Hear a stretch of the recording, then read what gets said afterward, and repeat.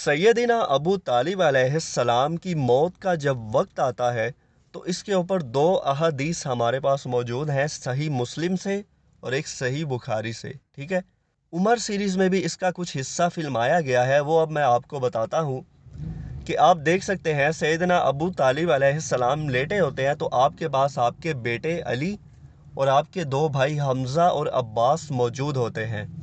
लेकिन इसके अलावा उमर सीरीज़ में ये नहीं दिखाया गया कि कुरैश के कुछ सरदार भी आपके पास बैठे हुए थे, मौजूद थे, जिनमें अबू जहल और Mughira ibn Shuba, Walid bin Mughira I think ये नाम था, मैं अभी हदीस आपके सामने पढ़ूंगा, वो भी वहाँ पर बैठे हुए थे। तो आप देख सकते हैं कि अबू तालिब अलैहिस्सलाम नज़ा की हालत में होते हैं कि इतने में अल्लाह के नबी वहाँ पर तशरीफ़ ले आते हैं। तो सैयदना हमज़ा और अब्बास इब्न अब्दुल मुत्तलिब और इमाम अली अलैहिस्सलाम खड़े हो जाते हैं जब आप तशरीफ़ लाते हैं।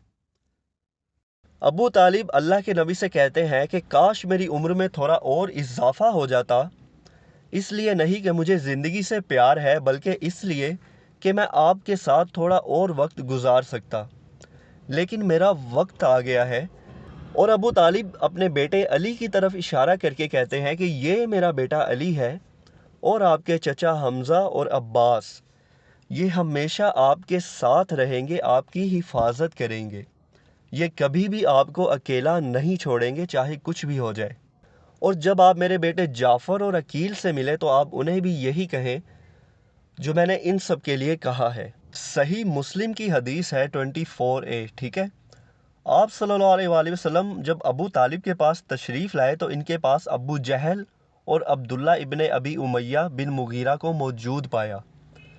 रसूलुल्लाह सल्लल्लाहु अलैहि वसल्लम ने फरमाया, चचा एक बार कलमा पढ़ लो, कह दो ला इलाहा इल्लल्लाह, मैं अल्लाह के यहाँ आपके हक़ में इसका गवाह बन जाऊंगा।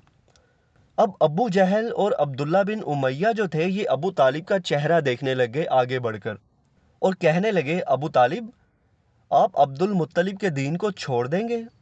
तो रसूलुल्लाह सल्लल्लाहु अलैहि वसल्लम मुसलसल इनको यही पेशकश करते रहे और यही बात दोहराते रहे कि चचा आप कलमा पढ़ लो, मैं अल्लाह के यहाँ आपकी सिफारिश करूँगा। तो अबू तालिब ने इन लोगों से आखिरी बात करते हुए कहा वो अब्दुल मुत्तलिब की मिल्लत पर कायम है और ला इलाहा इल्लल्लाह कहने से इनकार कर दिया। तब रसूलुल्लाह सल्लल्लाहु अलैहि वसल्लम इस कदर गमगीन हुए, जब आप बाहर निकले आपने फरमाया, अल्लाह की कसम चचा मैं आपके लिए अल्लाह ताला से मगफिरत की दुआ करता रहूँगा जब तक कि मुझे आपके हवाले से रोक ना दिया जाए। इस पर अल्लाह ताला ने ये आयत नाजिल फरमाई कि नबी सल्लल्लाहु अलैहि वसल्लम और जो ईमान लाए हैं उनके लिए जायज़ नहीं है कि वो मुशरिकीन के लिए मगफिरत की दुआ करे, ख्वाह वो उनके रिश्तेदार ही क्यों ना हो, जबकि इनके सामने वाज़े हो चुका है कि वो मुशरिकीन जहन्नमी हैं। इससे आपको अंदाज़ा होगा कि अल्लाह के ऊपर किसी की धौंस नहीं है, अल्लाह के ऊपर किसी की नहीं चलती। जो अल्लाह अपने नबी को ये कह रहा है, तो ये जो आज के जो बुज़ुर्ग हैं, ये जो बुज़ुर्गों के मानने वाले हैं जो कहते हैं कि हमें बख्शवा देंगे, इन लोगों का जहन मुझे नहीं पता कि सही काम करता है या नहीं करता।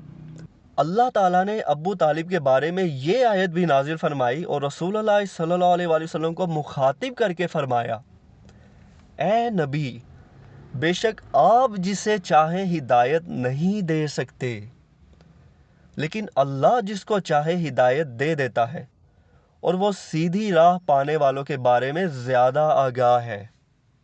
सही मुस्लिम की हदीस है, नंबर 24 है।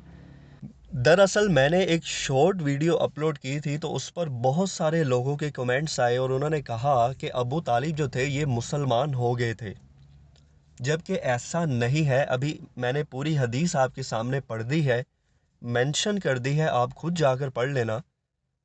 अब सही बुखारी की हदीस मैं आपके सामने रखता हूँ जिसका नंबर है 3883।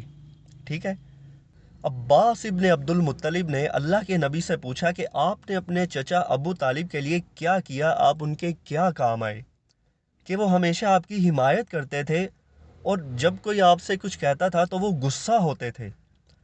आप सल्लल्लाहु अलैहि वसल्लम ने फरमाया, इसी वजह से वो सिर्फ तखनों तक जहन्नुम में है। अगर मैं इनकी सिफारिश ना करता تو وہ دوزخ کی تہ میں بالکل نیچے ہوتے۔ اب یہ پڑھ کر اچھا مجھے بھی نہیں لگ رہا، کیونکہ ہمارے سب کے دل میں جو محبت ہے ابو طالب علیہ السلام کی، اور جو ان کی قربانیاں ہیں اللہ کے نبی کے لیے، وہ سب ہمارے سامنے ہے، اس میں کوئی شک نہیں ہے۔ اور انشاءاللہ اللہ تعالیٰ انہیں قیامت کے دن اللہ کے نبی کے ساتھ کر دے گا، اس میں کوئی شک نہیں ہے۔ یہ حدیث بھی مینشن آ جائے گی، میں مینشن کر دوں گا۔ ویڈیو بنانے کا مقصد یہ تھا کہ بہت ساری کومنٹس آ رہے تھے جس میں لوگ یہ کہہ رہے تھے کہ یہ حدیثیں جھوٹی ہیں، جبکہ یہ صحیح حدیث ہے۔ آپ خود جا کر اس کو چیک کریں، نمبر بھی مینشن آ جائے گا، میں اس کو ڈسپلے بھی کر دوں گا، چل بھی جائیں گی ویڈیو کے اوپر۔